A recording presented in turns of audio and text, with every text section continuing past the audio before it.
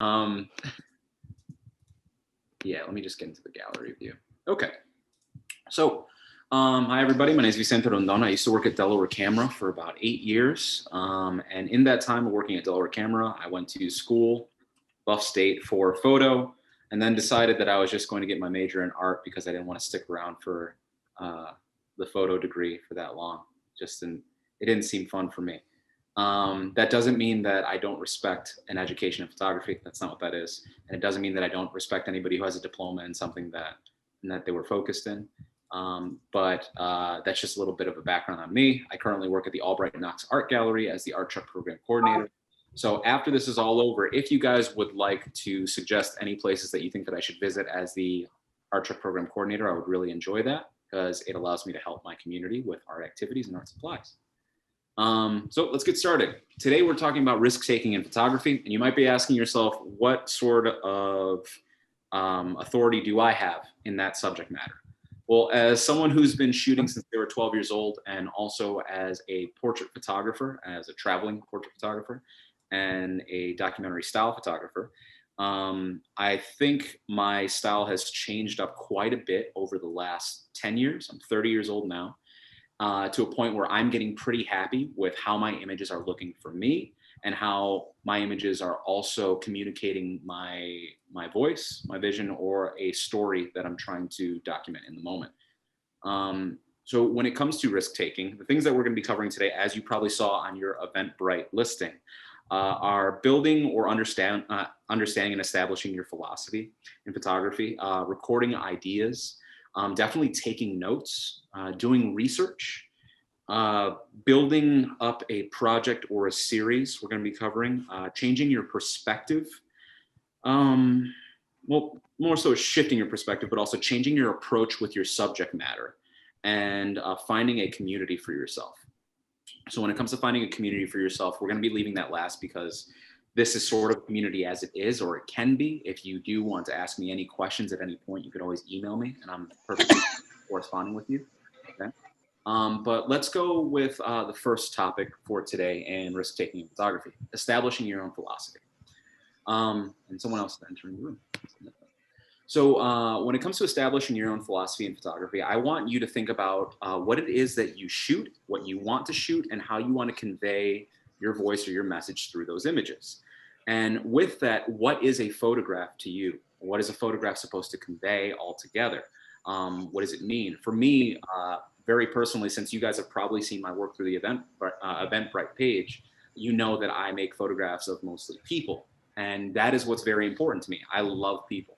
I love talking to people. I love strangers. I love getting to know strangers. I love traveling for strangers.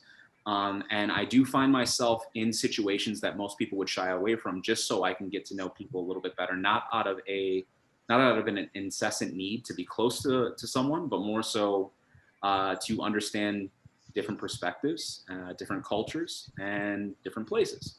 And I think that when it comes to traveling, for example, I like to travel a lot.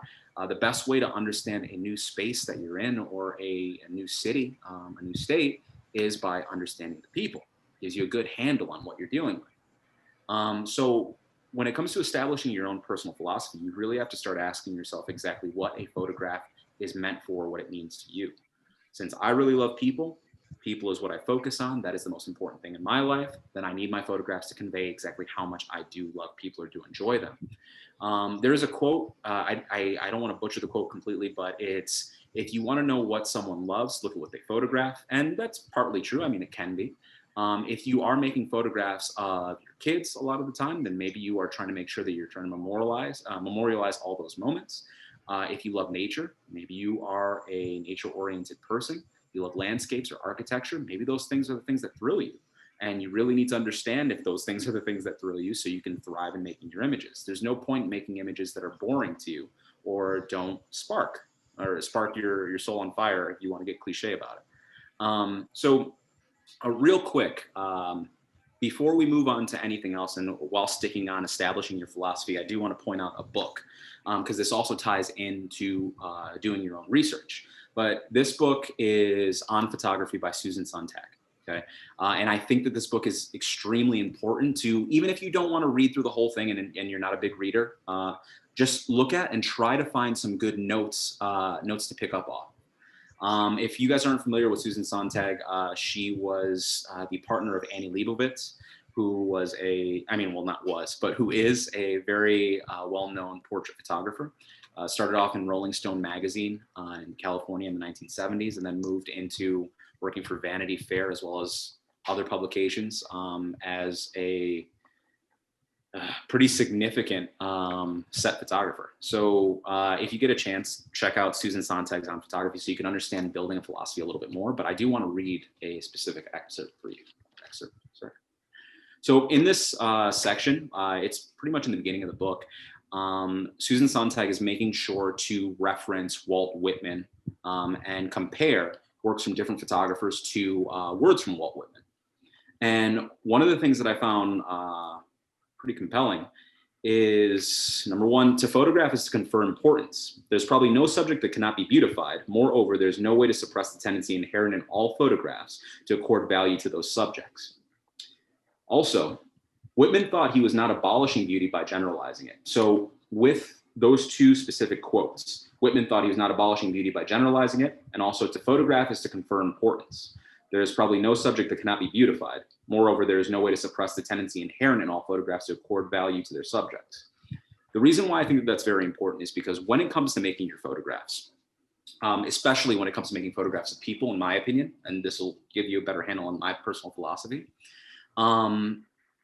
if you notice, looking at a lot of my images, and I have to be very cognizant of this, most individuals that you see in my images would not be considered, and I want to be very careful about this, would not be considered conventionally beautiful. But in no way does that mean that I don't find them beautiful or attractive. It just means by society's standards in convention, we wouldn't really call them beautiful. If you were to ask Vanity Fair if this person was attractive by their standards, probably not. If you were to ask GQ, probably not. But that doesn't necessarily matter to me. And I would bet that for most of you, it wouldn't matter either. Okay? I'm not saying that it's right or wrong. It's more so that when it comes to being human and having empathy, I think that is something that is very important and valid in making pictures of people. Because if you aren't finding or understanding the subtle beauties and differences in every individual, the nuances in their stories, then you're probably not going to make anything compelling out of that. And the reason why I'm being so sharp about that is because if you aren't able to recognize something that is inherently beautiful and internal to an individual, or something that sparks your attention while you're looking around for people to make photographs of, then you should reconsider how you're approaching making your images, especially when it comes to making images of people. And the same thing goes for making pictures of nature, or just, landscapes and architecture, or even things, mundane things. You should be able to find some sort of thrill out of making the images, making the images that you want to make of the subjects that you plan to focus on. So just consider that when it comes to establishing your philosophy. Does anybody have any questions about that? Was I rambling too much? No? Okay. But again, if you get a chance, definitely check out Susan Sontag's On Photography. This is a great place to start when it comes to understanding how you want to make your images, because there's a lot of analysis in this and it's very beautiful. So aside from just talking about building your own philosophy or establishing your own philosophy, let's talk about taking notes and recording, okay? Recording ideas. Because if you don't have some sort of map or understanding of your trajectory, then chances are you're not going to be as successful as you want to be if you are taking photography very seriously. And even if you aren't taking photography very seriously, I'm pretty sure that you guys are in this class because you want to get somewhere better or somewhere different with your image making. Okay? Not necessarily better, but just different. So when it comes to recording ideas or taking notes, does anybody here, and this is like, if you say yes or no, it's not like it's going to change my opinion on you. It's just that I like to reference it towards this. Is anybody here physically active? Like, is anybody here lift? Let's say that sounds like a jerk question. But yeah, for those of us that lift, there's something that's called progressive overload. Has anyone ever heard of that? Yeah. Okay. So what progressive overload means, if you don't lift, which sounds like such a ridiculous thing to say, is essentially you are recording exactly how much you're lifting at a given time. And then in the future, you're referencing or you're making reference towards those past recordings to figure out whether or not you are increasing the amount of weight or the amount of reps that you're lifting. And it's allowing you to basically understand if you're getting stronger or if you're making your muscles just a little bit more, what's the word? It's an S word, can't think of it. Oh, if you have stamina, like if you're building up your muscular stamina. There we go. Okay, sorry about that. So I want you guys to think about that when it comes to taking notes and recording ideas, because if you aren't establishing exactly where you want to go or what ideas you have for the future and brainstorming towards that, then chances are you're in a dead space. That's where that stagnancy comes from. You know, you think about, I'm going to make pictures of people today. That's good. Like, okay, you want to make pictures of people, but do you have an idea of what you're looking for? And if you don't have an idea of what you're looking for, think about the things that, again, draw your attention. For me, sometimes, every once in a while, I'll think about how I want to look for people with light colored eyes. Or I will try to look for people who have piercings. Or I'll look for people who have interesting accessories. And those are very simple examples of new things to look for. But you should be recording those ideas to see exactly how much time you spend looking for people like that. And if you want a good variety, then maybe you should be looking for something different every time you go out. Now, to expand upon just like, you know, one single accessory, let's go into something a little bit more, I don't know, a little bit more specific, but at the same time can be applied to a wider group. Maybe one day you are looking for religious figures. You know, you decide that you want to photograph clergymen for the day. Well, why is that? Where are you going to go with that? Like, why are you deciding that you're going to photograph clergymen? Or maybe one day you want to photograph a specific type of bird, or maybe only birds that have blue hue to them. Well, think about why you're doing that and where you're supposed to be going with that idea process. Because now we're getting into like, okay, I want to photograph people with these accessories. Is that going to add anything to my work, or is it going to add anything of intrigue, or is it just making sure that, you know, I'm mentally flexing all the time? There's nothing wrong with mentally flexing. It's a good way to make sure that you're getting out of stagnancy, and that's what this is mostly about. But try to record some ideas of things that may interest you and intrigue other people, drawing people in to look at your photographs. Because if you keep on posting the same thing over and over again, the same pose, the same type of person, chances are your images are going to be looking pretty bland or stale, and people are going to take notice of that. And if you still find those things exciting, that's okay. That's all well and good. Remember, you have to understand yourself first. But if you're not finding your images exciting, chances are other people may not be finding your images exciting. It's sort of like when you hear a specific artist. We all have a band or a musical artist that we enjoy that maybe we think one of their albums wasn't as good as the others, right? And why is that? Like, there are really good reasons for that sometimes. For example, like sometimes a band will just take a completely different approach to how they want to make their music for one specific album. And that's them taking a risk. Maybe it doesn't sound anything like what they've had before because they just want to try a different sound. And I respect that whenever it's taking a big risk like that. But sometimes they release cookie cutter, sort of very overproduced songs, and you think, this is garbage. Like, what happened to my favorite band? Well, if you can tell that what you're making is just overproduced and it's sticking to what most people want to see or are very much into within, you know, today's current culture in photography, then try to step away from that. There's nothing wrong with making a mistake and failing, like completely falling on your face with the new image and deciding I have to change this up completely because this didn't work. I respect this didn't work much more than I'm going to keep on making this because I know this is what people like. You know, what's really going to make you happy and what's going to make you thrilled to make photographs? And where are you really growing? If you aren't taking risks, then essentially you aren't growing with your image making. Okay. So remember, always record your ideas. Use Post-it notes. I mean, I have hundreds of these around my house. Like, just use Post-it notes, write on pieces of paper anywhere that you can. Keep a notebook. One thing that I always have with me in my bag, always, is a notepad. I never leave home without it. And if I don't have my notepad on me for whatever reason, then the note goes into my phone. You know, and if I don't have my phone with me, which is very seldom, that's like if I'm taking out the garbage and I'm just wearing my shorts, then maybe I'll find a way to remember exactly what it is that I thought of, and I'll run inside and I'll write that down. Okay. But record your ideas, take notes. Now, this is going into doing your research, studying your work, taking notes, and studying your work. They're going hand in hand, and somewhat building a project or a series. Am I talking too fast for anybody, by the way? No? Okay. Does anybody have any questions so far? No? Okay. So let's talk about taking notes, doing your research, and studying work, as well as building a series. The reason why I want to tie all three of those together is because, in a way, we're gonna hop back into philosophy as well too.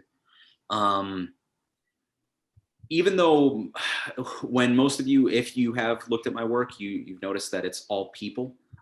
Sometimes I like to make very big dynamic shots of people. Sometimes it's just one single person. Okay. I think that now more so than ever, I'm getting much more, what's the word? Much more inspired to make photographs of dynamic things that are happening in front of me. Okay. But here's the thing, when it comes to the big subject of this whole seminar, the risk-taking aspect, how have I changed up in making my photographs to apply to making dynamic images, but also in a riskier way? A lot of my images that you see on my website are digital. Okay. I use this camera here. This is a Fujifilm X Pro 3. This allows me to shoot very quickly. It's also pretty compact, offering me full manual settings. It's an interchangeable lens system. It allows me to spot through a viewfinder very quickly, and I could snap away as I see fit. But digital is pretty easy when it comes to something like that, to making dynamic images. So how have I changed things up? Well, lately I've been shooting most of my images on a film rangefinder, analog rangefinder instead. And now this means that I have to take a little bit more time in making my pictures whenever I'm structuring a photograph, whenever I decide to put something in my viewfinder. So it's not just about do I just keep on shooting with the same thing? I mean, change your lenses up, use something different, use an analog camera instead of your digital. And if you're not really familiar with analog, well, the cool thing is that since this is risk-taking, now's a really good time to start getting familiar with it, because it's really fun. You don't really get to see the product. You don't really get to see your images until you go and develop your pictures. And that's really wonderful because it causes all sorts of excitement. I can't wait to get a lot of my photographs out of oh, sorry, I just got a notice. I can't wait to get a lot of my photographs straight from my film anytime I go into Delaware Camera. You can ask Mark, I come in with 10 rolls at a time, and I literally wait until all 10 rolls are developed so I can see exactly what I got. And don't tell anybody this, but sometimes I decide that I'm going to take a day off from work, so I put in PTO just so I can go in and get my film developed, because that's my mental health day. I really enjoy that whole process. So remember, if you are looking for a good way to switch things up, don't be afraid to try analog as well. Change your shooting style, maybe. Change the format at which you shoot. I'm probably going to buy a medium format camera at some point and just start shooting around with that. I used to do it when I was in my early 20s. I'm probably going to do it again in my 30s. But this is not to say that you have to spend money in order to risk or take risks within your photographs. You don't have to do that.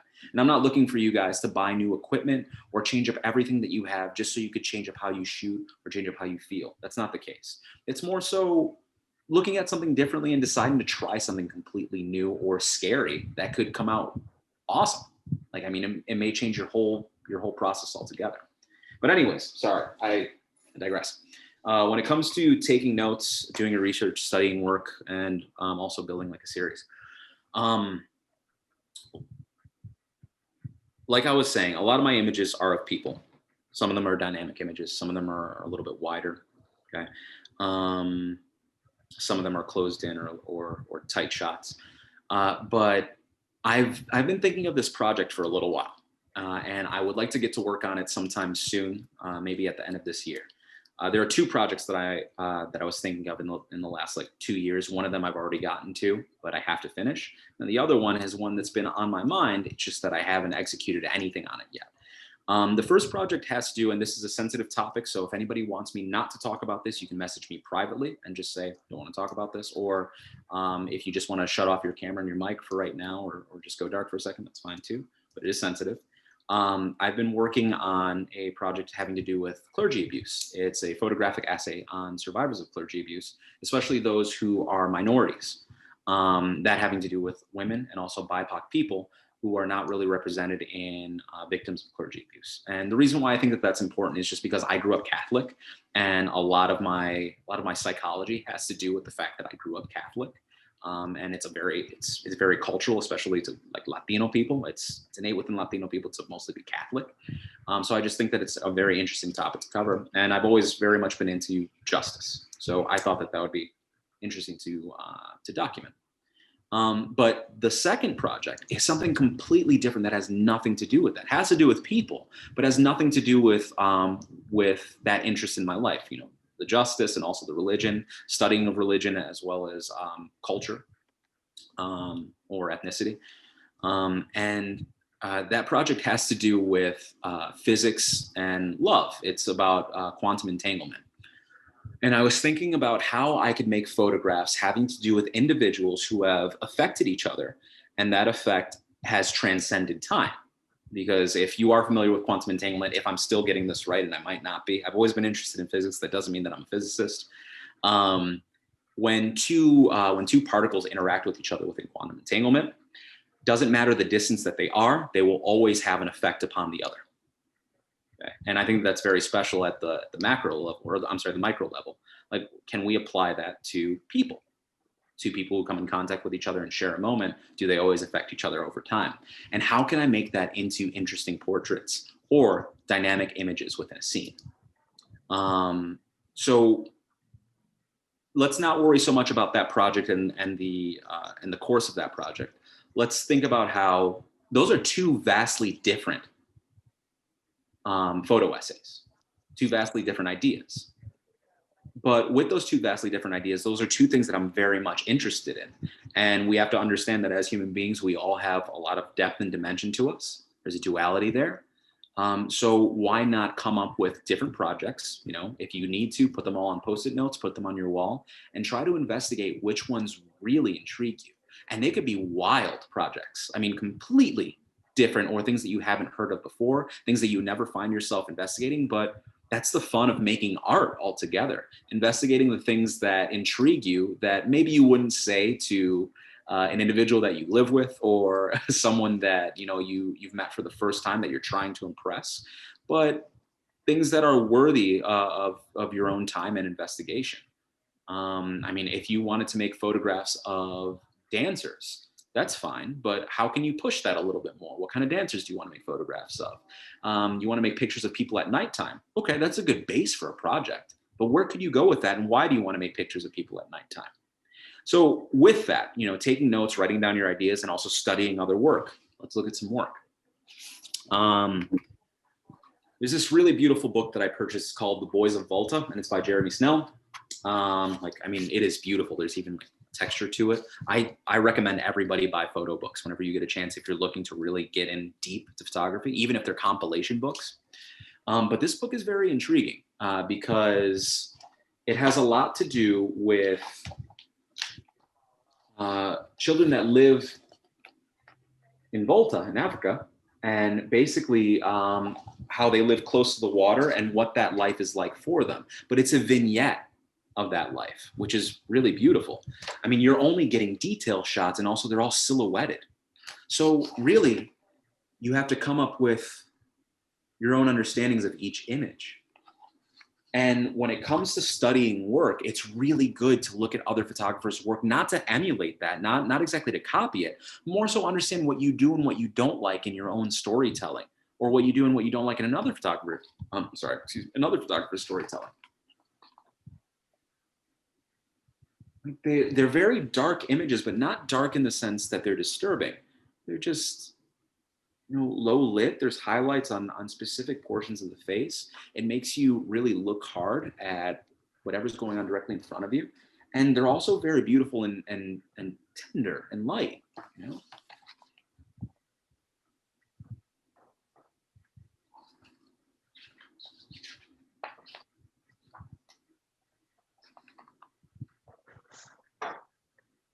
Okay, so that's one. Again, like when we're talking about like studying work. So let's look at something that's completely different from this. And this is just from my own personal collection. If you see all those books that are like just toppling over each other, a lot of these are photo books. The reason why they're toppling is because I've removed a lot of them from the collection to show you, not because I don't keep it in order. But this one is Let the Sun Be Headed Be by Gregory Halpern, and really love this.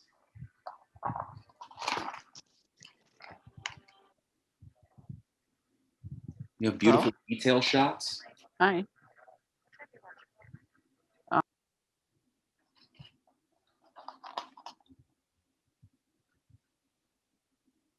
The quality on these is absolutely amazing. And again, as a person photographer, I have to look at these and decide, okay, well, I understand the background of this book, okay, but how do I want to tell a story like that? Or if I were to tell a story, is this the way that I go about it? What lenses would I use? Am I more of a wide shooter? Do I want detail shots? Am I just focusing on the people and nothing else? Like, how do I tell an accurate story just using that? Do I have to supplement these images with words? These are all things that you should be thinking about when you're looking at your photographs. I mean,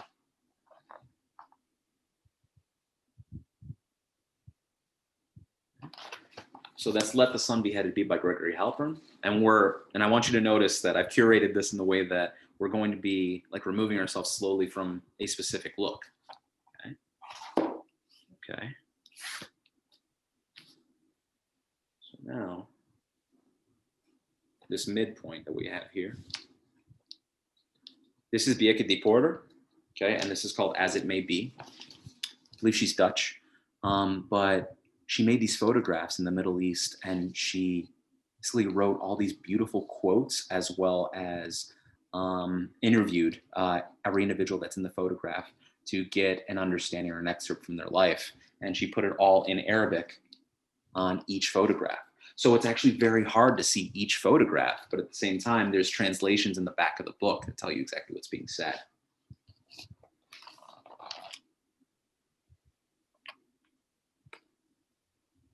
And they fit beautifully on each picture.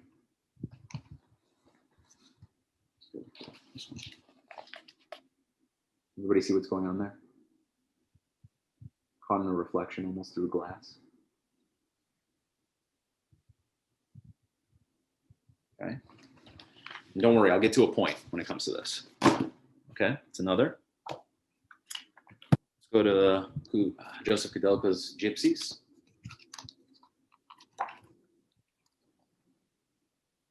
Everybody see the style change now that we have?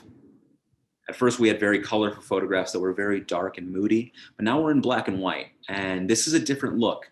These are almost like street photographs or documentary-style candid photographs that are shot just a little bit wider. Even the portraits are. Also moody and intense, but in a very different way. That black and white, that black and white like photo that we have there is just like offering a different contrast and also a different mood. It's kind of sad, but at the same time, there's an immense amount of detail and it lets you in on this person's life. I mean, really, when it comes to a photograph, it's not like you're getting the whole truth. You're sort of building an assumption based on what you see. That's something to keep in mind.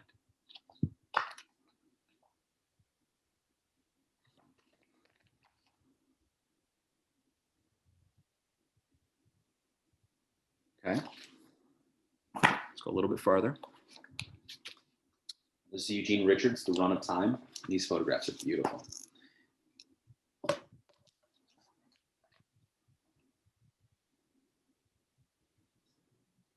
Now we're removing ourselves from that very dark moodiness of like making photographs at twilight.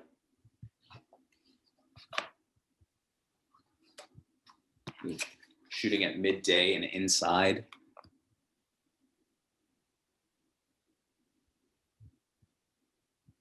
Spotlighting very specific aspects of someone's life.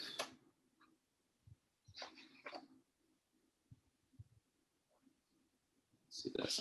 It's beautiful. Okay.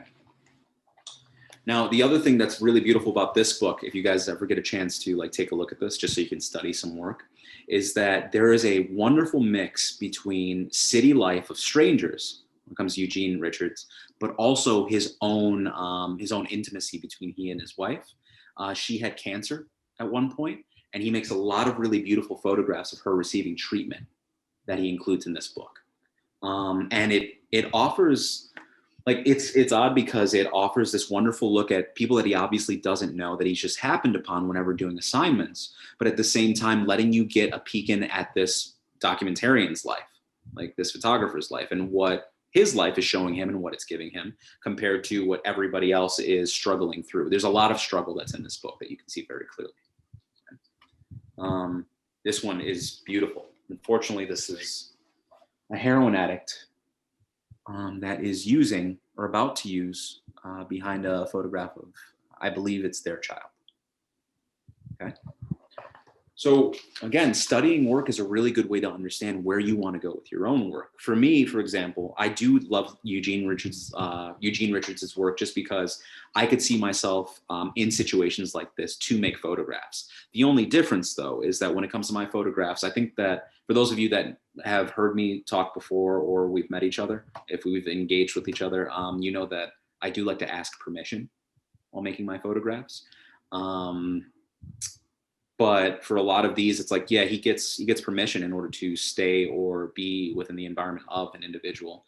It's just, there's some really personal moments that I don't know how I would feel right now in documenting. But here's the funny part about that. The irony of that is that since we're talking about risk taking, lately I have to say that I've been finding myself making more and more photographs candidly of people who aren't aware of that. And it's very uncomfortable for me. It is extremely uncomfortable for me because I don't exactly like not asking people if I can make a picture, even if we're out in a public place. And if you want to get into the legality of that, it is perfectly legal to make a photograph of someone when you're out in public. Even if you don't ask them, it's perfectly legal. But at the same time, it just doesn't always feel right unless I'm at a specific distance. Or if the moment is just something so beautiful that I find that I just have to pick up the camera and make a photograph of that moment right then and there. Okay, that's happened a couple of times. But now I'm trying to get myself into the mindset or the habit of making photographs as I'm walking around or going along in my day, and trying to make them as intimate and as clear as they would be if I'm talking to an individual or establishing rapport. So that's my risk for right now. That's what I'm doing to change up how I shoot or how I feel about my photos. Okay? So remember, looking at other photographers' work is a really good way to understand exactly what your philosophy should be. That all goes back to what your philosophy should be. I don't know why I'm wiggling the book around like this. I feel like accentuates what I'm saying. If I can give you another photographer to take a look at, just so you can understand whether or not, you look at subjects as just that, as subjects, and you want to divorce or remove yourself from the feeling in it. I'm not here to judge you on that, but it's just not my style. That's not my philosophy. Look at Bruce Gilden. The reason why I say Bruce Gilden is once you start looking at his images, you're going to notice that he makes photographs of very textured faces, people who have a lot of character to them. The only thing is that there is this level of removal that I don't exactly enjoy, where Bruce Gilden, he is known for walking the streets of Manhattan, and he'll walk in front of you while you're walking about on your day. And if he notices that you're someone that he wants to make a photograph of, he'll like speed up just a little bit to walk just maybe a foot and a half in front of you.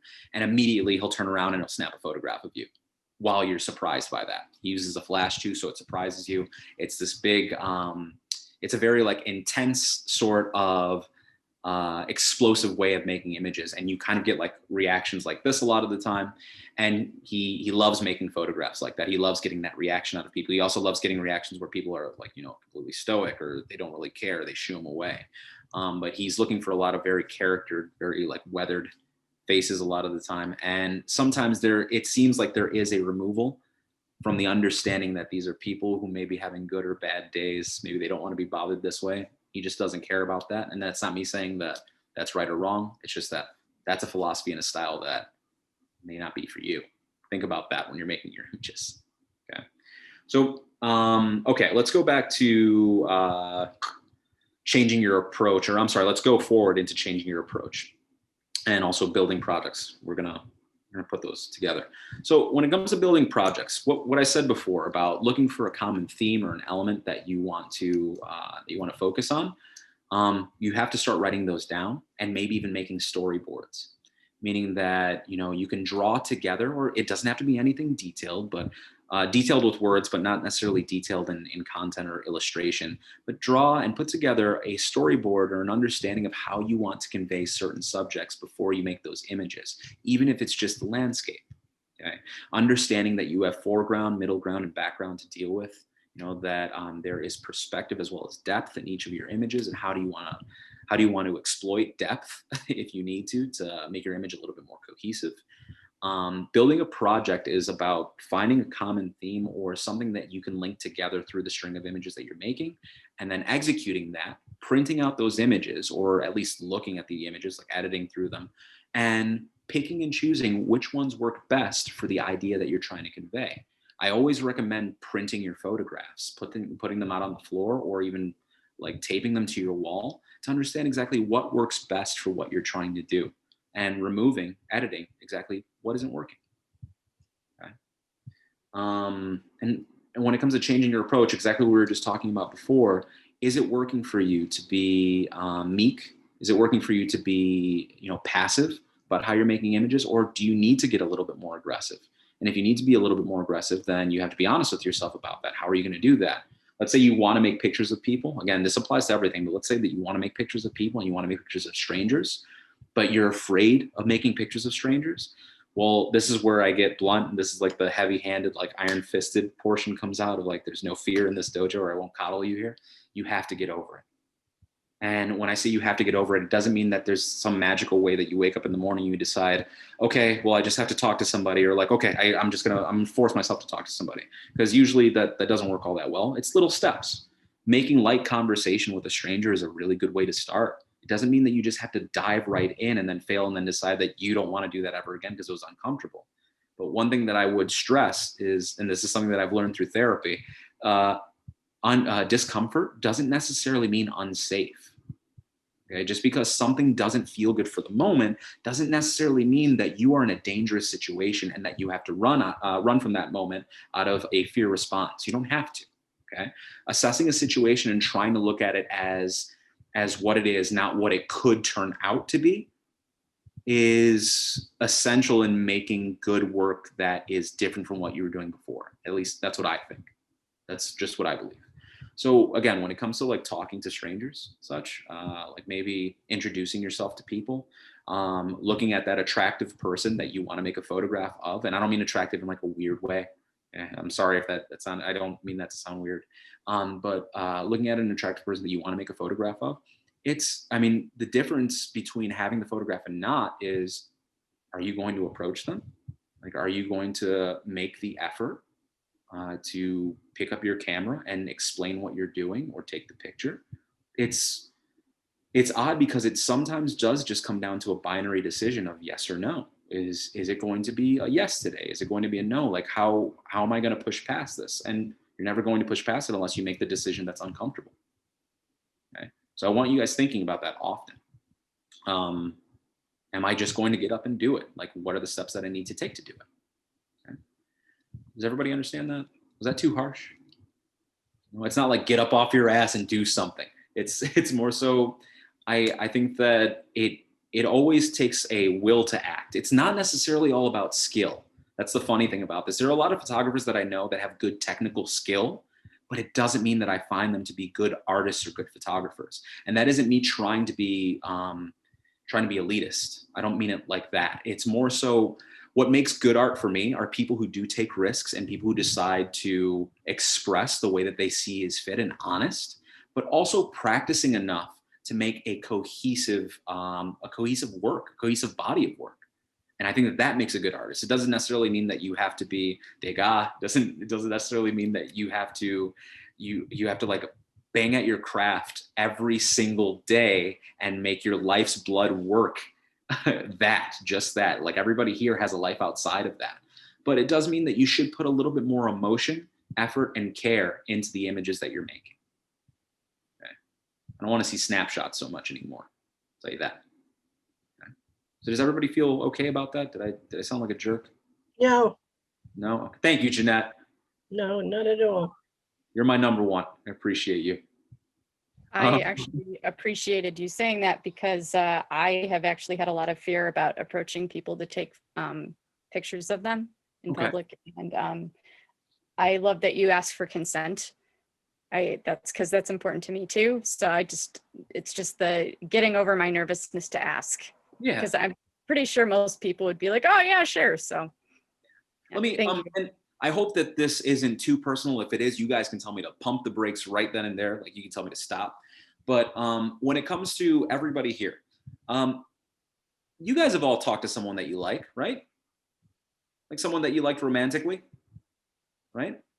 If we have, then it's literally that simple. And I'm not talking about like you have to be smooth all the time. That's not what I mean. And it's not about, I'm not saying this from a perspective of like, yeah, I've talked to a lot of people. It's not like that.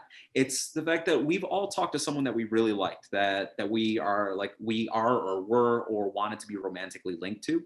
Well, think of that in terms of a photograph, especially when it comes to people. Like it's a person that you're meeting for the first time, maybe, or that maybe you've seen around a couple of times, and you're intrigued. You're intrigued by this person. What's their story? What do they do?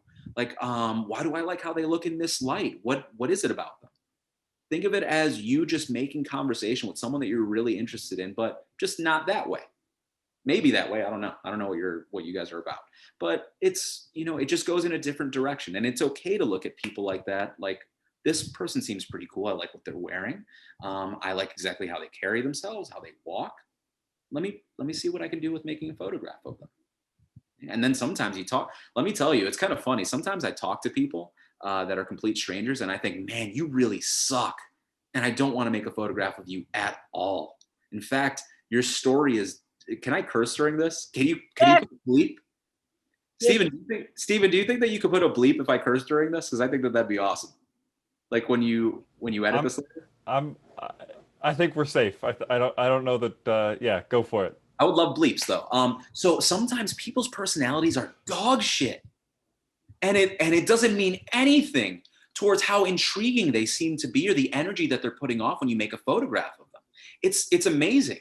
Like there are some individuals that I've met that again are very outwardly beautiful, but when you start talking to them, because that's a big part of how I make my images, and that's a big part of why I like to make images of people, I think, man, I don't even want to put your photo out there because you suck. And there's even been an individual that I met. I won't tell you exactly which photograph it was. There's a photograph that I made of this guy that I met him at a party. Sort of like this party that I had been invited to from friends that like they're acquaintances of mine. Like two of them are friends of mine, but they thought that I should come to this party out in the sticks somewhere. And I was like, okay, like I'm game for that. Like, let's do that. And I made a photograph of this guy, and I considered not posting the photo because he was shit. He was just terrible, like terrible. And it's just like this takes away from the whole essence of your image to me. Completely takes away from it. So that's how I apply people, like that's how I apply things to my photographs, like my feelings to my photographs. Doesn't mean that you have to do it that way. But remember, we're all going to have our own thing when it comes to making images that we want to make. So identify that. There's nothing wrong with that. Okay? And now let's go on to finding a community. Right now, you're in a community of photographers that are like-minded. All of these people want to make photographs in a different way. So you should be considering right now as your first step of changing things around, who do you want to communicate with? Maybe you should share your email address. But researching exactly what camera clubs or photo stores are in your area that can help you establish a base or a community with people who think like you so you can pass ideas around, I think is important. It does not necessarily mean that you have to be friends with the people that are in your photo community. It also doesn't mean that you have to go out seeking to make friendships. It means that you can have a good group of people that you could critique or have critique you, review work with. For example, I hate Nicole. I hate her. I hate Nicole from the bottom of my heart. That's not true. That's not true because Nicole has actually been one of the best people that I've ever known. I'm sorry. I truly mean that she's one of the best people that I know. And Nicole has always treated me with respect and kindness, which is amazing because I don't always think that I've deserved it. But I know that if I wanted some photos critiqued, like really wanted some photos critiqued, I could go to Nicole about that and she'd be able to tell me exactly what she thinks about the photograph that I made and if it works. And the cool thing is that in a way, like with most of my friendships anyway, I do compartmentalize. I have separate people for separate things. There's a good number of people in other branches of my life that I've made friends with that would be great for critiquing my work because they're going to give me an honest opinion about what they think is working or what they think I'm conveying is working. And I can listen to that, get my feedback, and change up how I'm approaching my work. I think that that's essential to making sure that you are making good work, that you can pass around ideas or show people examples of what you're doing, and they can tell you honestly, this isn't working, not because it's just, I don't like it. Remember, you want to avoid people that are just like, I like it, or I don't like it. You want people that are around you that say, this is working because I like the flow of this person's gesture to this other person's head and how the light is beaming down behind them. That's creating a highlight or a backlighting for those people. This is working with the colors that you have here. This isn't working because of the arrangement of the individuals that you have in the photograph, or how the movement is not really succinct. It's not cohesive. You want people that are going to give you very specific reasons why the photo isn't working for them. So be very careful about how you're looking at another person's photograph and going, I like this. This is nice. That is a very nice thing to say. It is. But if you do want to grow with your work, I don't mean this in a jerky way or like trying to tell you what's what, but there does have to be some sort of maturity that comes with understanding. Sometimes people aren't trying to be to like personally rip you or roast you about your work. They're trying to let you, they're trying to let you see exactly what they see and trying to make you better. So if I were to look at one of your works today and I think, that doesn't really work out for me because of A, B, and C. Remember, I'm not trying to be a jerk. It's that I think that it just doesn't really work out for me for that. But if 3 other people tell you that this works out for me because, C, D, and E, okay, consider that. Take that into account and try to apply it to your future work. It's always good to have people or a community that can tell you exactly what they feel about your work. So always be wary of people that are just like, oh, this is nice. That's good. Even when people give you one emotion that's too simple, just makes me happy. I'm kind of weary of that.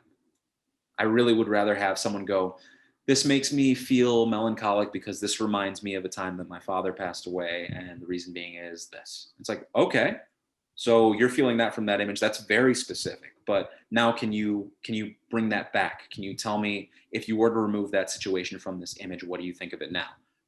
Always good in-depth conversation when it comes to making your work, and also applying that for yourself. See, it's not just about having your community do that, but can you do that to your own work? Can you put your pictures up on a wall just for a second, look at it, think, I don't like this, and why don't I like this? Like, what isn't working for me? And then leave it, approach it again in 2 days, and go, what's different about the picture? What am I seeing differently now? Self-critique is important as well. But when it comes to finding your photo community, these guys at Delaware Camera, Stephen and Mark, are really good resources in order to establish exactly what the community should be for you. And I truly mean that. Also, there's some really weird photographers out there that I wouldn't necessarily suggest anybody hang around. So just remember that, right? I'm not going to name names, but I'm just letting you know. Okay. just remember that, please. So I didn't know that I was talking that long. I'm so sorry. Does anybody have any questions? Please, ask whatever you'd like. Vicente, I have a question about this whole critiquing thing. I have been risk-taking and changing up some of the things that I'm doing prior to this without even realizing, everything you're talking about, I'm like, whoa, wait a minute, that's what I just did. And so it really struck me. So thank you. I joined a group and I'm experimenting with ICM photography. So I'm experimenting with intentional camera movement.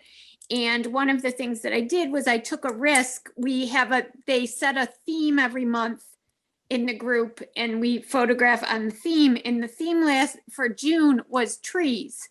And I'm like, okay, well, trees, yeah, that's good. But one of the things that I love personally is yoga. And I thought, well, is there a way that I can connect the two? And I did some research and reading and then realized one of my yoga friends she calls it Yoga in the Pines. And she teaches a yoga class at a nature center in this big pine forest.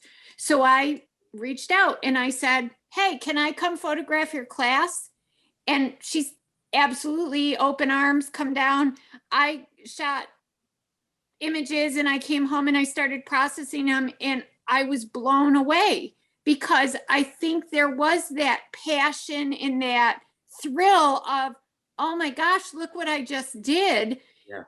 And looking at that and then being able to post them, like you said, in a community and starting to get feedback from people. As a matter of fact, I got an email just yesterday that said, people don't realize that there's an energy in yoga, and you were able to capture that energy in these images, in the colors that I was getting and the things that were happening. And it's like, oh, wow. So as you were talking about critiquing and being part of a community, isn't there also a part of that critique that, yes, you can listen to feedback and take it and do with it what you want, but if there is an image that truly speaks to you as the artist and you really love it, to just set that critique aside and it's like, nope, that's my image and I love it and I don't really care what you say. Like, You can have is to, that yeah. okay to do too? I think so. I think that that's okay to do. And I don't mean that you should follow my direction when it comes to this. I'm always careful about that just because. So I have a lot of my own, like, what's the word? Conditioning from when I was a child. Basically, like, think of it this way. When you grow up the way that I did with, like, being picked on, you don't really, like, put things out there when it comes to stuff like that of, like, you know what, I love this image, I'm going to keep it anyway. You just keep it to yourself because you don't want anybody seeing you, like, in one of those vulnerable points. But it's okay to be vulnerable about those things. It's just, yeah, you keep it to you and make sure that you know that you made that image for you. But also try to think of, even though you love that image, is there anything that you can do to make it different or better in the future? Or what could you do to just switch that up even more to explain or express what you want to better? You know, but I think that if you have an image that you really like, yeah, you don't have to worry about that because that's for you. Yeah, and it's funny you said that because as I did this, there were people that in this community posting every day, oh, look what I did today. Oh, look what I did today. And I kept my images very close. Like, I just kind of put it out there that, oh, well, I went and took some images and I'll post them soon. And it wasn't until I had a chance to go through them and dig and decide, no, this is what I'm going to post and this I'm not going to post. And I kept it very close because it's that vulnerability of, I don't think I want this out here right now. And like I said, I was used to shooting landscapes, you know, taking my tripod, setting it up and and this whole ICM is just a completely different animal. And so I think there was some vulnerability there because I even looked at, can I even do this? Like, do I even know what I'm doing here?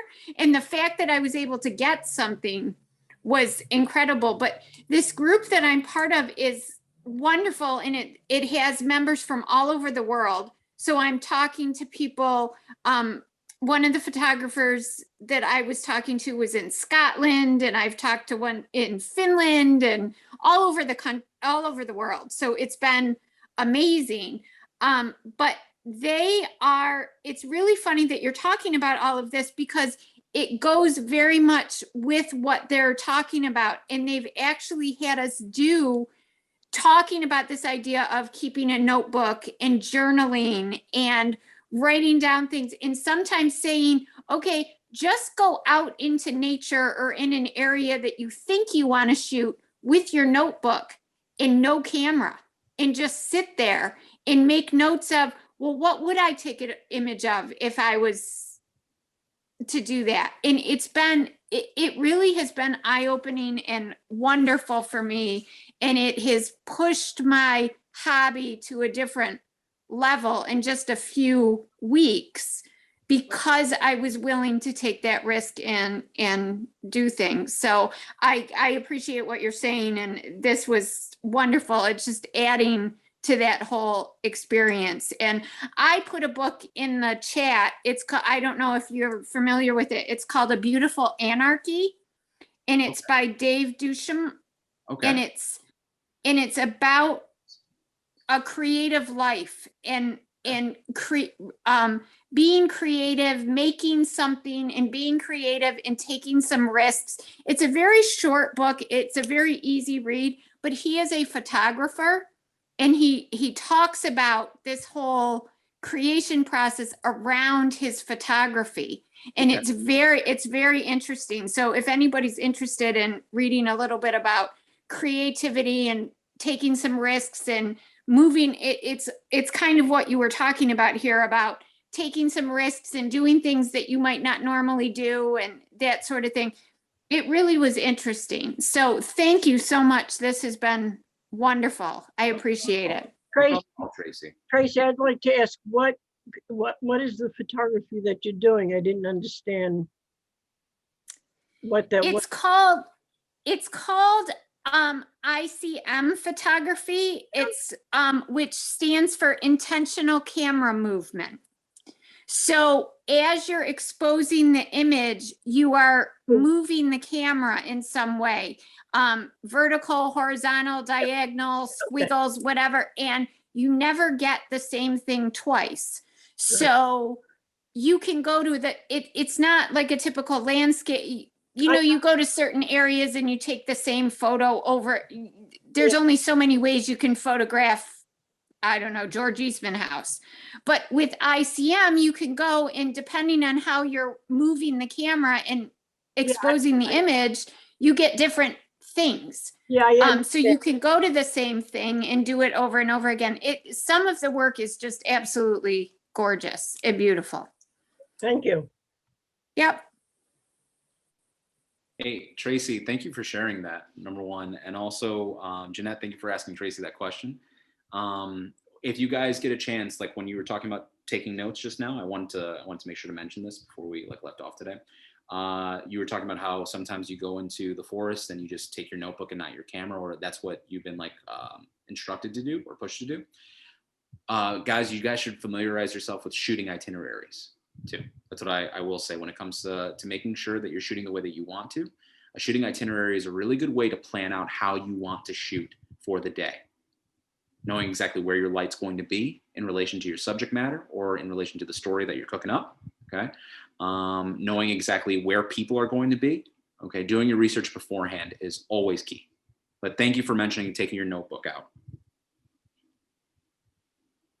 Yeah, taking your notebook. One of the things that I've tried to practice is if I am going to go shoot and I have an area, is not even take a notebook, but just sitting for a few minutes without the camera, being in a space without the camera, and seeing what exists in that space and what I might be able to capture before just pulling out before just all right walking around everywhere with the camera. Or I was just looking for my slide frame. I don't know where it is, but looking through a slide frame to give yourself a crop idea or to see the image, but just generally looking at and seeing what are the interesting things around in this scene or in this area. Thank you for that suggestion, Stephen. It's perfect. Anything else from anybody else?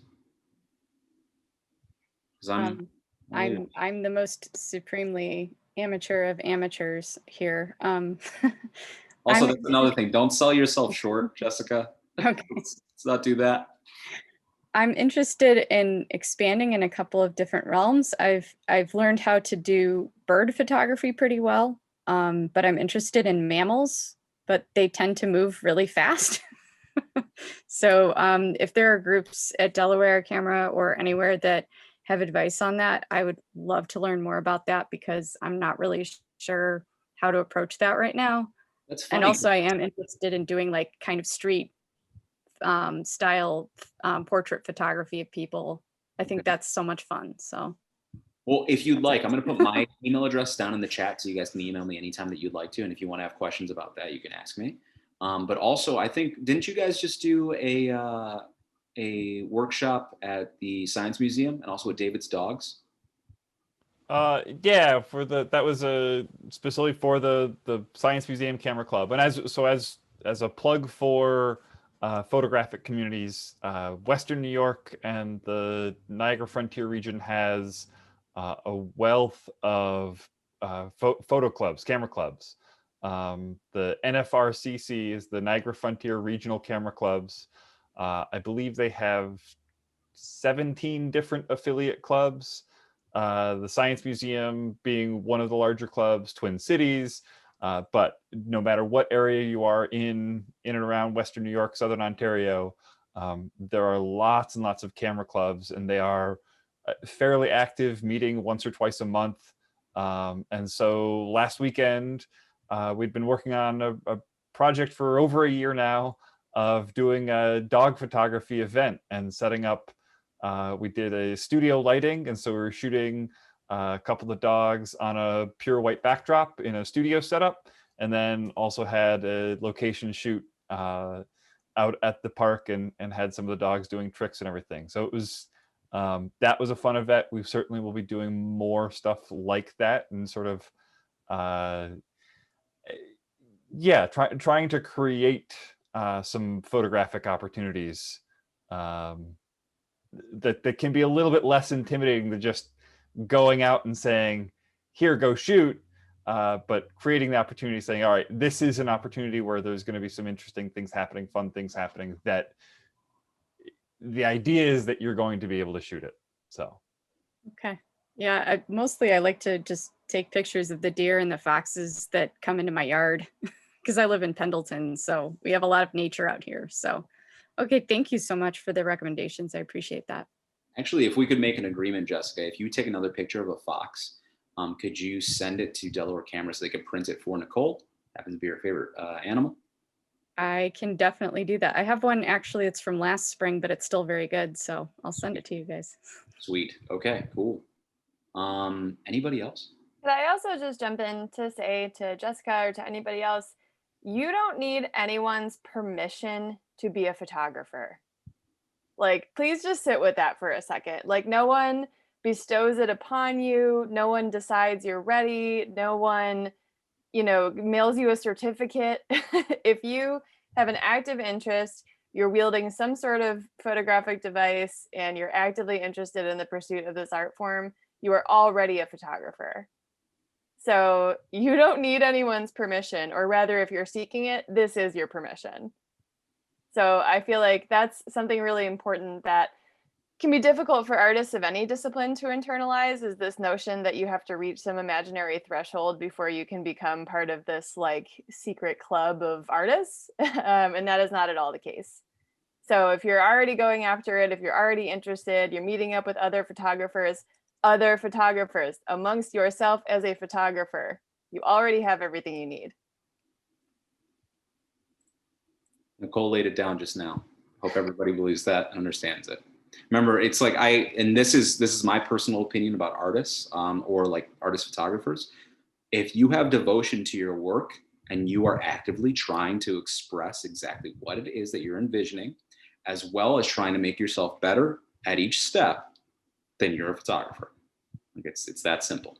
Like what I don't want to see, and this is where the no coddling thing comes in. What I don't want to see is any half-assing when it comes to it. Like that's all. We don't half-ass it, we whole-ass it, right? I'm glad that there's a lot of laughter there. That's good. So yeah, just like please take Nicole's words and really like sit with those and understand that she's very much right. I have a lot of respect for photographers, for people who decide that they're going to jump into photography and actually take it as something with passion. Like they decide that they want to go forward with this, whatever their pacing is, and they do have a loyalty to exactly expressing themselves and also being better. That's what it means. So anybody else? One of the things I just wanted to jump in and say is with regards to feedback, giving and getting feedback is one of the most difficult things that I found in photography, and finding a community that actually will give useful feedback. You do get a lot of, I like it, it's really good, it's nice, or it's gorgeous, which they're all nice things to hear, but they don't actually help you develop. So my sort of thing to say is, if somebody asks you about one of their pictures, be as generous and as helpful as you possibly can, giving like specific stuff, and be open to actually receiving it from other people. And I guess if you find somebody, whether they're the best photographer you've ever known, or they just have a good eye or anything, and they're actually generous and helpful, really make use of that, because it is kind of rare to find somebody who is, Vicente's Nicole, for example. And that's all. And I guess I will sort of jab at some of my experience with camera clubs are that the feedback that you can get there is very useful for technical stuff, but my experience is that sort of artistically they homogenize things. People's pictures start to look the same from camera clubs. Don't let that happen to you if you're starting out. Thank you, Andrew. I do appreciate that. Thank you very much. I agree with Andrew.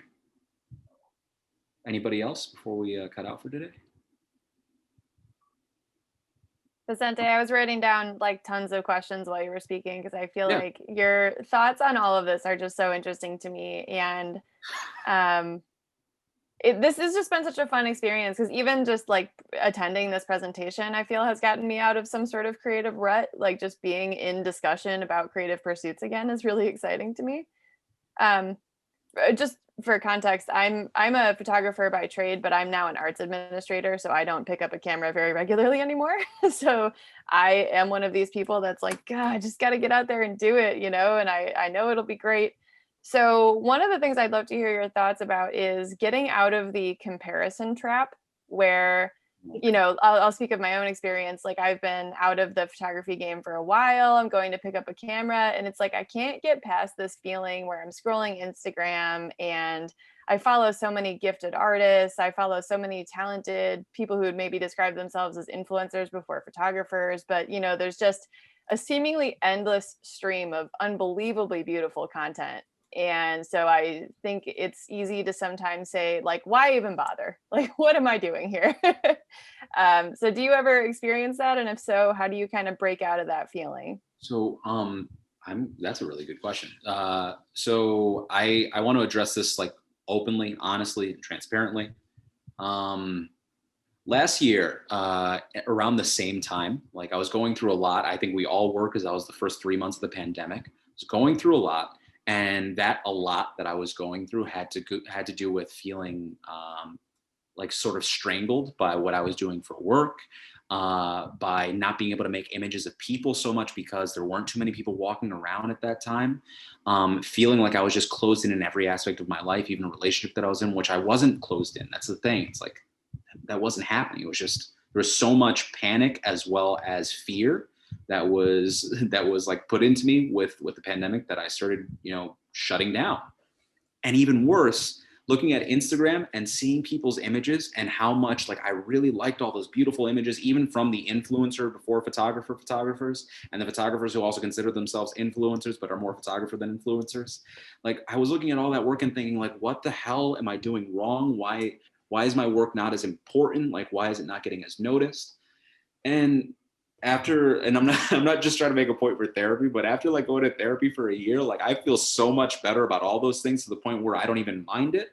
Because number one, what I definitely notice, and this is me trying to make sure that I'm staying humble, but at the same time giving myself credit. All the photographers that I really like the work of that are local, let's say, the people who are getting very much noticed, which I'm not too worried about at a local level, but the people that are getting very much noticed, have all said at one point to me, like through passing through my Instagram, I really love your work. Or I've heard from other people them complimenting my work greatly. And I'm not saying that as in like, yeah, I want to hear all your praise. It's more so A 3 and 4. I didn't expect it. I didn't expect it at all. And if they're saying that about my work, that they really enjoyed it, they really think that it's beautiful, and they start following me, or they're telling their friends about it, or they're wondering who I am because they've never seen me around or like heard my name before, then that means that my work is coming across to someone, even to the people that I'm looking at and thinking, man, I wish that my work was like theirs, or I wish that my work was as noticed as theirs. And on top of that, there's this wonderful quote that I read a couple of months ago about how everybody wants their artwork to look like someone else's artwork, and we get jealous over that, when really you're not paying attention to how your own artwork looks to you and how it makes you feel. And I think that that's very important. Like, have I fallen into that trap? Absolutely. But I don't really see myself in that trap anymore, because I think about how I'm making my work for me and for anybody else who wants to see work like this and likes it. And I think that that's very important to have that, that like what is it? That self-understanding, as well as that security, that stability and security for yourself, and that sort of confidence that you're making your work, you're doing it at your pace. Of course, there are these arbitrary standards that that are applied to the work that we make, but in the end, it doesn't really matter, as long as you're making sure that you're trying to get better each and every day, that you're harping on your craft, or not harping on your craft, that you're like attacking your craft and you're trying to do better with it. You're trying to fashion it the way that you want to. And I think that is so much, I mean, not so much, it's such a freeing moment to understand that I'm going to concentrate on my work, and anybody else's work that I see on here, that's well and good. But just remember, when it comes to Instagram and things like that, social media altogether, and people's artwork, trends are followed. And like, I mean, do you want to stick with the trend? Or do you want to try something a little bit different, or keep on making the work that you want to make the way that you want to make it, and see where it goes and see who picks up after that?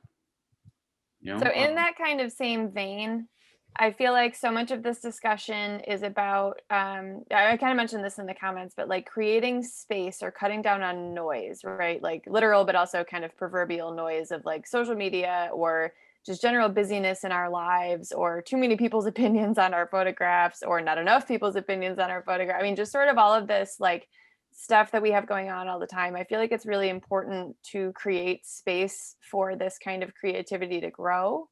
You know, talking about sitting down with a notebook is a really great suggestion.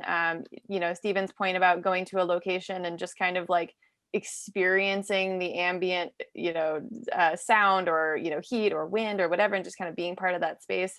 But what would you suggest for people in order to kind of create that room in their day-to-day lives for this creativity to flow a little more effectively? So I really like that question, because it makes me think of my time at Delaware Camera. Mark, do you remember what one of the most annoying things that I used to do at Delaware Camera was, other than showing up late? You exercised at work? Push-ups every single day at work, like every single day. Because number one, it had a lot to do with like just my body issues that I had, but also the fact that I wanted to make sure that I was always getting a workout in. So I would always do, like, I would find some space and time to do some push-ups if no one was in the store. If like I knew that I was just handling people for the day and that's it, and Mark was like, get away from me, so don't come at the computer, I would just do push-ups and wait for people to come in the store. And then when they come in, I pop up from behind the counter and be like, how can I help you?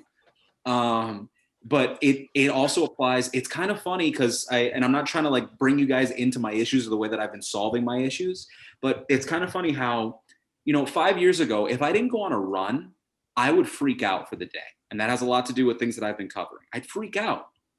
But now it's kind of amazing that if I don't make photographs of the day, it's not that I freak out. It's more so that I really want to make photographs of the day. It's not one of those things that I have to do in order to be good at this. It's like, I just want to. It's a passion. I want to do that. So every single day I find even the smallest amount of time to try to make a photograph or do something photo related, something. It doesn't mean that I have to make a photograph that day. It means that maybe I'll look at a photo book, or make it look at a couple of photographs that I really like from a photographer that I really enjoy, or research some work, or read something about photography and where it's going, or think about how photographs are. Like I do something photo related, anything. But it doesn't mean that I have to shoot every single day. But it does mean that I try to shoot every single day, or I try to do something that is very much photo related every single day. The number one priority is shooting every day. That's for me. Like that's what I try to do every single day.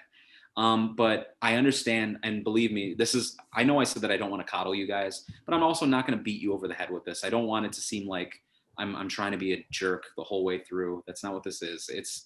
I understand that everybody here has a life outside of work and outside of photography.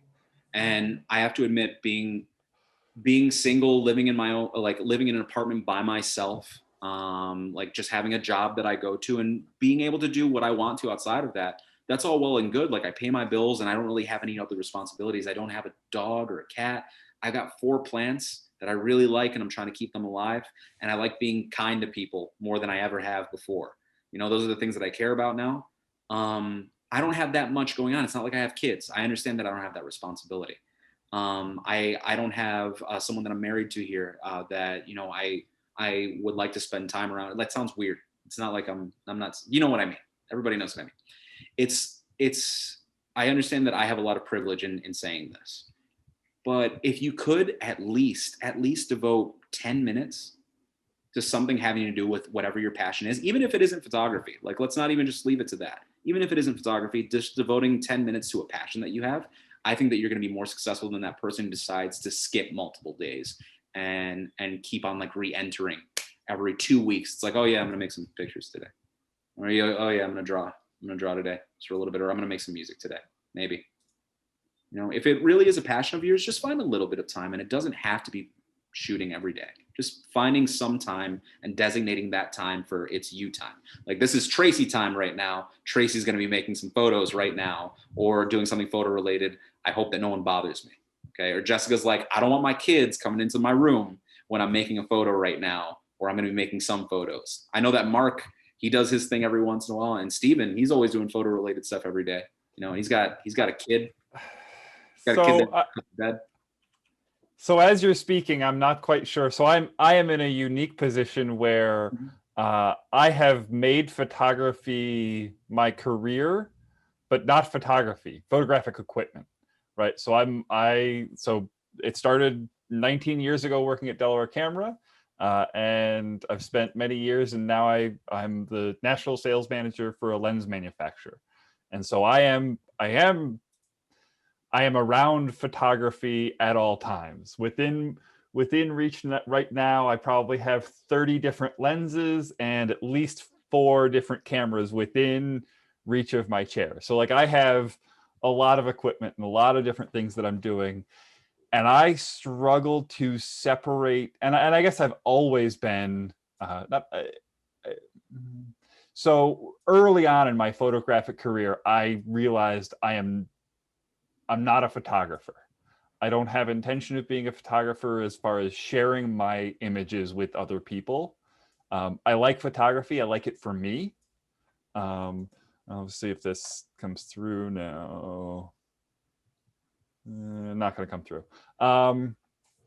Yeah, so I like shooting for me, but at this point in my life, everything I'm shooting becomes, all right, how am I going to use this experience to translate or to help other people figure out how to use their equipment better? That is my photography at this point. Every little bit of it. Anytime I think we're going to go to the zoo. Oh, okay, cool. I'll bring this lens and this camera because then I'm going to be able to create some images that I'm going to be able to put into a class or put into a different program to be able to help and show and teach other people. And so I think I'm okay with that. That I could have used. You're the worst example that I could have used, because now you took everything that I said and you shoved it out the window. That's how that feels. Well, but that's just it. I am a terrible example. I am the opposite of what you're looking at as far as like, yeah, I've made photography my career. Like the last 19 years, everything has sort of been leading into, now everything I do every day is about, all right, how am I going to take an image that helps me share and helps me show other people how to use their equipment better. With now understanding that about Steven, if you guys would like, just dedicate 10 minutes to something having to do with hopefully it's photography. And also what I would suggest is maybe, like this is something that I used to suggest when I was teaching the classes at Delaware Camera, bringing your camera with you to odd places. Even places that you don't really think that you would normally use it, as long as you feel safe with your camera. Like, let's say you go to Broadway Market, bring your camera. You're going to find a lot of really interesting things to make photographs of while you're there. Yeah. You decide to go to the park, bring your camera, see what happens. You inspired me. I'm going to the French and Indian War encampment at Old Fort Niagara this weekend. So you should maybe absolutely we'll bring find some good stuff there. Yes, absolutely. Absolutely. That's awesome. It's going to be lots of cosplaying and reenacting going on. So. And this is at Fort Niagara this weekend? What day? I think it starts on Friday and goes through Sunday. And I think they do something like pretty much every single day. They have they're kind of stretching out the whole historical battle as it went around at that time. Like the British took the fort, then the French retook it, and they're doing like every sortie, I guess. So All right, Jessica, I'll see you there. That's pretty cool. All right. Saturday morning. Okay. Yeah, absolutely. I'm gonna make some time for this because I'm going on a trip on Sunday. Definitely. This is awesome. Okay. Cool. All right, guys. Well, I just want to let everybody know, I'm sorry to do this, but I do have to get going pretty soon. When it comes to everything that we talked about today, I dropped my email address in the chat. So please copy that if you'd like. And you can email me anytime. I do love corresponding with people. If you want to send me goodies too, that's cool. But I hope that everybody here understands that when it comes to any suggestions that I may have in the future, if you have any questions for me, I'm not going to belittle you, and I don't want you feeling terrible about yourself or insecure about how you're approaching photography. That's not my job, and I wouldn't want to do that anyway. So please, I hope that you feel all safe and comfortable with talking to me about any sort of questions or like thoughts that you have. And I know that this may sound cliche, but because you showed up today, I believe that all of you can get out of whatever rut you're feeling if you are actually in a rut, or if you're looking for a change. I'm pretty sure that you guys are going to be able to orchestrate that change on your own just fine. I believe in all of you. I mean that. All right. You guys are awesome. Vicente, thank you. As always, I absolutely enjoy you speaking about art and photography. And yeah, so to plug a little bit of your background and your speaking of like, so the project coordinator of the art truck, you are engaging people into helping them and pushing people to be creative every day, right? You're showing up with this big truck full of whatever artistic equipment and into whatever setting it is, and it's trying to figure out how to help people be creative. I appreciate you taking your time with us and sharing some of that insight that you have. No problem at all. No problem at all. You guys are awesome. Thank you so much for having me, Stephen and Mark. And Nicole, I mean, like, we're friends, so I'll see you. Nicole, when do you ride? When's the ride? August 7th, Saturday, August 7th. Also, just a quick plug, if anyone's thinking about getting out of their creative rut by participating in the Ride for Roswell for the first time, there is no fundraising minimum this year and lots of different routes to choose from. So if you've been curious about giving it a try, now is a great time. Very cool. But I also just wanted to say thank you so much to Vicente for such a great presentation, and also to Mark and to Stephen and to the whole Delaware Camera crew, because you all have supported my ride since, I believe, day one, 9 years strong. That's a really profound commitment, and it just means so much to me that you do this each year to support something that's so important to me. And, you know, Vicente, it just warms my heart because my grandfather was a scientist. Right? My grandfather that I ride for now, and he would have loved your notion about the quantum connection and the idea that, you know, so by that same, you know, thought process, when we lose someone, we never really lose them completely. So I'm just, you know, sitting with that this evening and thinking a lot about this community that we've built and just how so many people rally around such a great cause. And, you know, thank you all so much to everyone who attended. And I know many of you donated to support my Ride for Roswell. I'm just so deeply grateful to all of you for your time and for your contributions. So thank you so much. Awesome. You're awesome, Nicole. You have a good day. Yes, awesome. Thank you, everybody. And I've got the recording here. It will go up on our YouTube page if there's something you missed and you want to catch up. So, well, everybody, bye-bye. I have to go. Sorry. Mark, I love you. Love you too, man. And Stephen, you know how I feel about you. I like Stephen a lot. I really do. I just want everybody to know that. But you guys have a good night, and it was wonderful talking to all of you. Please email me whenever you guys get a chance. Okay? And shop at Delaware Camera for all of your photography needs. They are a gem in this community that we are so fortunate to have. Seriously, guys, I'm not joking. Like, you know how many other camera stores I've been to and those people were shit? Beep. Thank you. Bye, guys. Have a good night. Night.